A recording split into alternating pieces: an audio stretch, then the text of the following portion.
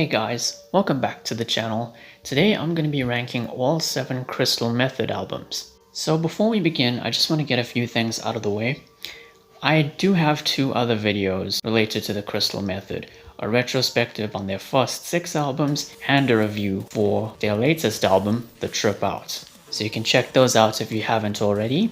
The second thing is that I'm not going to be including any compilations, remix albums, or the soundtrack to the movie London because the Crystal Method did not produce every single track on that album. I'm focusing solely on their studio albums.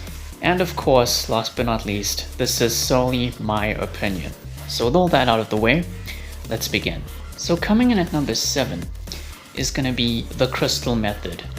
Yes, the self-titled 5th album, and the last album to feature both Scott Kirkland and Ken Jordan before Ken Jordan decided to retire from music. Now don't get me wrong, this is a great album, but the reason why it's right at the bottom is because this is the album that feels the least like a Crystal Method album. It was an obvious attempt to capitalize on the peak of EDM, which was around the early to mid 2010s. No, not that EDM, this EDM. The classic EDM. They did try to put their own spin on it, and there's even some dubstep influenced tracks here and there, like Over It and Difference. And there's even a trip-hop dubstep hybrid in the form of 1110 to the 101. But there's also a couple of traditional EDM songs that are very formulaic and repetitive. And once you get into the second half, regardless of what's in it, it does start to get a little tedious. But overall, I still really enjoyed it. It's just one that I revisit the least. There's a couple of good tracks in there, but the same can't be said for the album as a whole. But I'm gonna give it an 8 out of 10 anyway. Coming in at number 6 is the new kid on the block, The Trip Out. Now, I've only listened to this album twice, and it's still relatively new, so only time will tell if my placement of it is going to change in the future. It's a nice mix of some old and new ideas, and the 3 singles that came out, Act Right, Housebroken, and Post Punk, are some of the best tracks on the album. But then you have songs like Chemical Mentalist and Friction, which are just kind of forgettable. And the album as a whole is a bit too short. There's only 8 tracks, and it's just over half an hour.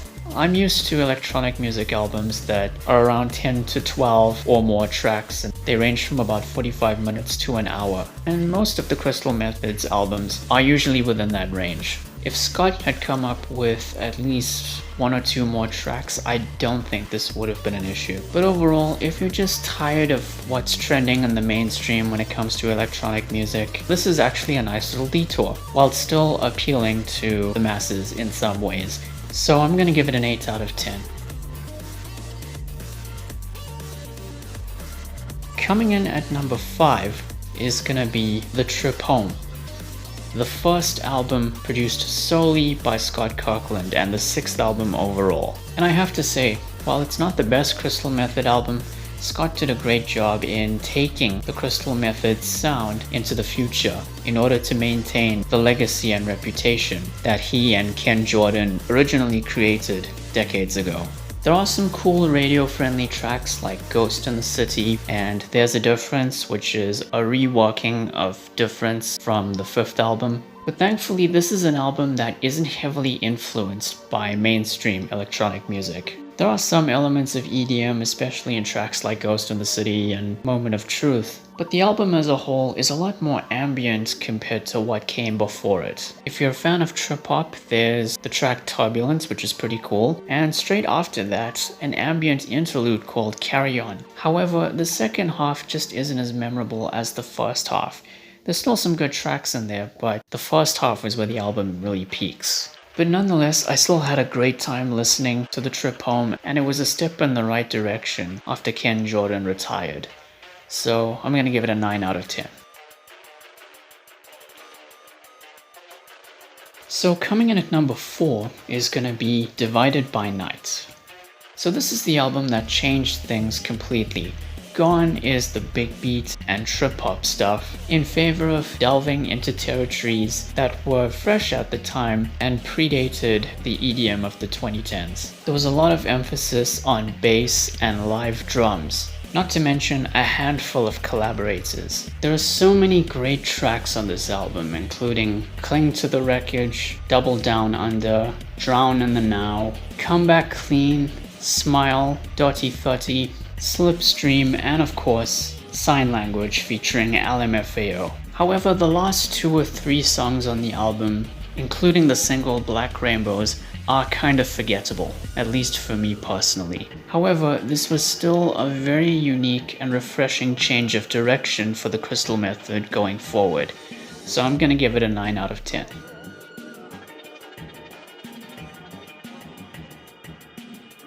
So coming in at number 3, and this may be controversial, so brace yourselves, Tweekend.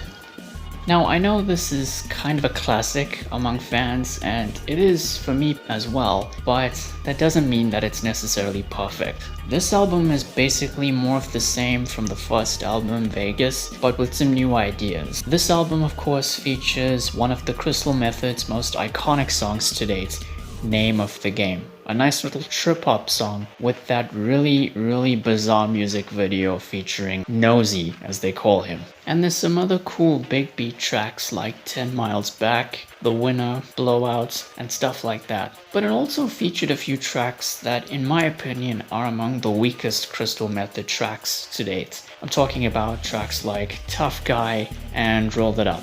But overall, it's still a solid follow-up to Vegas, and I'm gonna give it a 9 out of 10.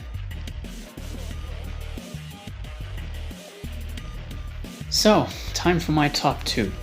We have Vegas, the debut album, and Legion of Boom, the third album. Both of these albums are flawless, they're perfect, every single song is memorable. But one is obviously more impactful and more groundbreaking than the other, and because of that, my number 2 pick is gonna be Legion of Boom.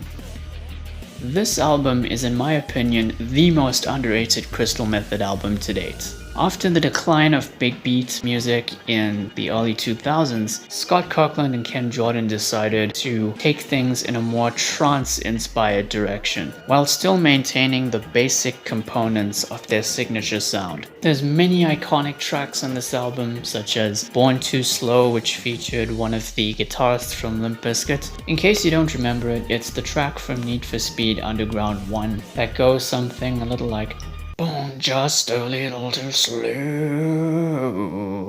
Sorry, I'm a terrible singer. God, I hope I don't get a copyright claim for that. Weapons of Mass Distortion, which can also be found on the Blade Trinity soundtrack. I Know It's You, Broken Glass, Bound Too Long, High and Low, Wide Open, True Grit, The American Dream, and my personal favorite, Ace Tone. And it's a nice mix of all things up-tempo and down-tempo. And it's flawless from start to finish. I could listen to it over and over again and never get bored. So I'm gonna give it a 10 out of 10.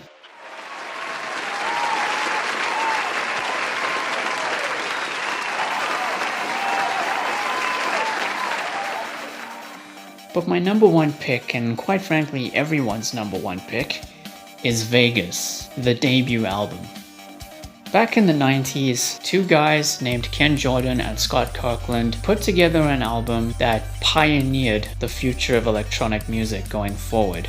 It was a unique mix of trip-hop, IDM, techno, just easy listening electronic music. There's a certain freshness that comes with revisiting this album over and over again, considering it's the first one. Some of their most iconic songs feature on this album: Busy Child, Trip Like I Do, Coming Back, Now Is the Time, and of course, Keep Hope Alive, which was the first Crystal Method song I ever listened to, mainly because it was the theme music for the TV show Third Watch. And even the lesser known tracks like Cherry Twist and She's My Pusher are also pretty cool. And when you think about it, it's kind of a landmark album, given how innovative it was for its time. So for that, I'm gonna give it a 10 out of 10.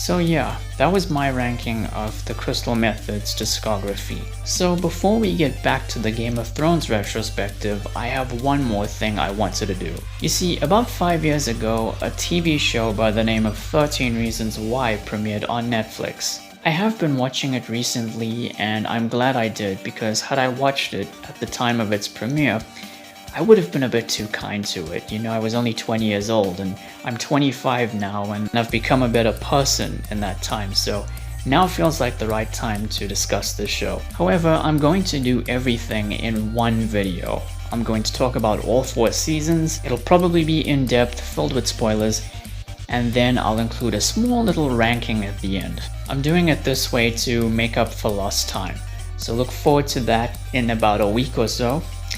And yeah, that's it. Thank you all for watching, guys. Please be sure to like the video, share it and subscribe, hit the notification icon. Be safe during this time, and I'll see you soon. That's the name of the game.